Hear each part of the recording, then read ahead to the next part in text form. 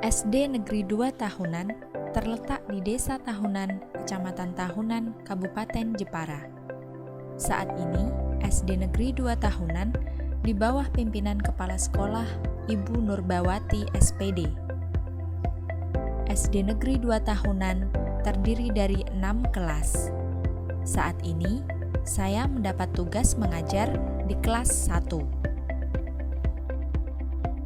Di SD Negeri 2 Tahunan terdapat isu rendahnya minat belajar siswa pada saat pembelajaran tatap muka terbatas pasca pembelajaran daring di rumah. Untuk mengatasi isu tersebut, saya membuat gagasan pemecahan isu yang diwujudkan dalam kegiatan aktualisasi dan habituasi dengan judul Optimalisasi Pembelajaran Tatap Muka Terbatas melalui penggunaan media pohon penjumlahan pada pembelajaran matematika kelas 1 di SD Negeri 2 Tahunan, Kecamatan Tahunan, Kabupaten Jepara. Saya melakukan 10 kegiatan sebagai proses aktualisasi dan habituasi nilai-nilai dasar ASN. Kegiatan pertama. Dalam kegiatan ini, saya melakukan konsultasi dengan mentor saya terkait isu yang akan saya angkat untuk diberikan gagasan pemecahan masalahnya. Sebelumnya, saya menghubungi mentor untuk meminta jadwal konsultasi. Selanjutnya, melakukan konsultasi dengan mentor mengenai rancangan kegiatan aktualisasi sekaligus meminta persetujuan mentor. Selama kegiatan konsultasi, tidak lupa saya mencatat arahan atau masukan dari mentor. Kegiatan kedua. Pada kegiatan kedua ini, saya menyusun rencana pelaksanaan pembelajaran atau RPP. Saya menyusun rencana pelaksanaan pembelajaran mulai dari pendahuluan, kegiatan inti, hingga penutup yang telah disesuaikan dengan media pembelajaran yang akan saya gunakan. Selanjutnya, saya menyesuaikan jadwal pelajaran dan menyusun soal evaluasi.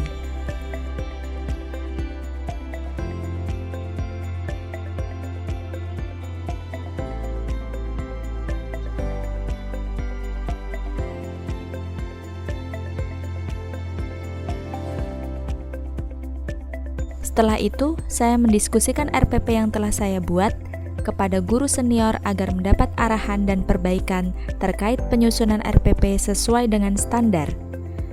Kemudian, saya meminta tanda tangan mentor sebagai wujud RPP siap untuk digunakan. Kegiatan ketiga. Pada kegiatan ketiga ini, saya membuat instrumen angket minat belajar siswa terhadap pembelajaran yang akan saya laksanakan dan menunjukkan instrumen angket yang sudah saya buat kepada mentor untuk mendapatkan arahan dan lembar validasi instrumen angket minat belajar siswa. Kemudian, mencetak lembar instrumen angket minat belajar siswa dan membagikannya kepada siswa. Kegiatan keempat. Pada kegiatan keempat ini, saya mengkaji hasil angket minat belajar siswa. Sebelumnya, saya mengumpulkan hasil angket minat belajar siswa yang sudah terisi, kemudian mengelompokkan hasil angket minat belajar siswa. Setelah itu, menyajikan data hasil angket minat belajar siswa dalam bentuk data tabel. Kegiatan kelima. Pada kegiatan kelima ini, saya melakukan pratindakan dengan memberikan soal pretest kepada siswa. Sebelumnya, saya menyusun terlebih dahulu soal pretest yang akan dibagikan kepada siswa. Kemudian, mencetak soal pretest. Setelah itu, membagikan soal pretest untuk dikerjakan oleh siswa. Menilai hasil pretest siswa.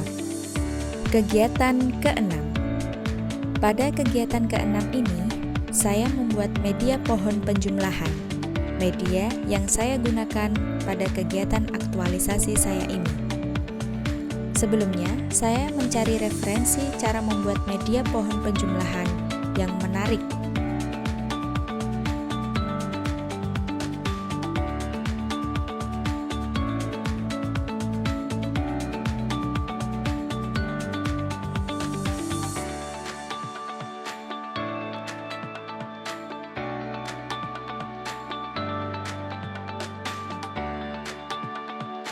Kemudian, saya berdiskusi dengan guru senior tentang pembuatan media pohon penjumlahan agar menerima arahan dan saran perbaikan dalam pembuatan media pohon penjumlahan.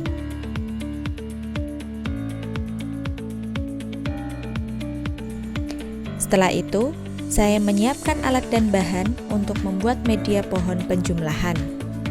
Kemudian, proses pembuatan media pohon penjumlahan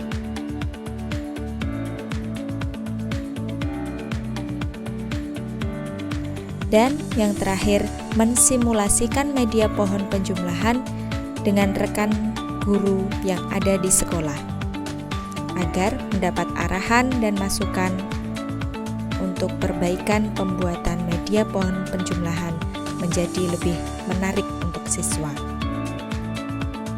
Kegiatan ketujuh. Pada kegiatan ketujuh ini, saya melaksanakan kegiatan pembelajaran dengan menggunakan media pohon penjumlahan. Pertama, saya memulai kelas dengan menyapa siswa, berdoa, dan menanyakan kesiapan belajar dengan sapaan yang ceria. Kemudian, menyampaikan materi pembelajaran matematika menggunakan media pohon penjumlahan. Setelah itu, memberikan soal penjumlahan kepada siswa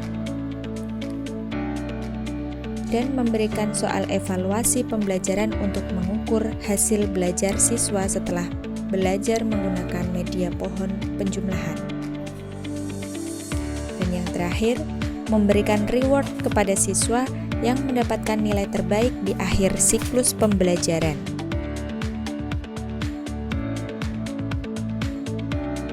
Kegiatan 8. Pada kegiatan ke-8 ini, saya melakukan pengkajian terhadap hasil belajar siswa. Pengkajian yang saya lakukan yaitu penilaian hasil belajar atau post-tes siswa dan menunjukkan hasil penilaian kepada siswa. Setelah itu, merekapitulasi hasil angket minat belajar yang telah diisi oleh siswa untuk mengukur ketercapaian pembelajaran menggunakan media yang sudah saya gunakan.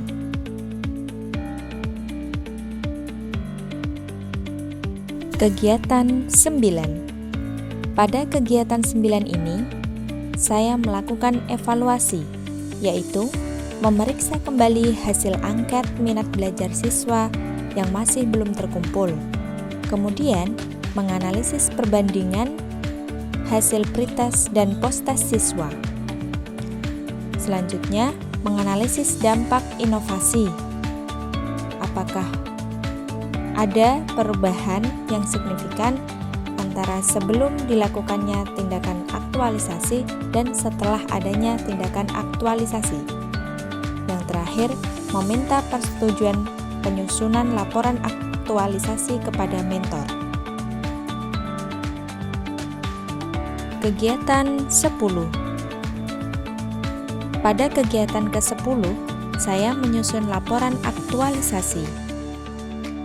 Sebelumnya, saya menyampaikan kepada mentor tentang hasil kegiatan yang telah dilakukan. Kemudian, berkoordinasi dengan coach terkait hasil diskusi dengan mentor tentang bentuk laporan aktualisasi. Dan yang ketiga, menyusun hasil kegiatan ke dalam bentuk laporan aktualisasi.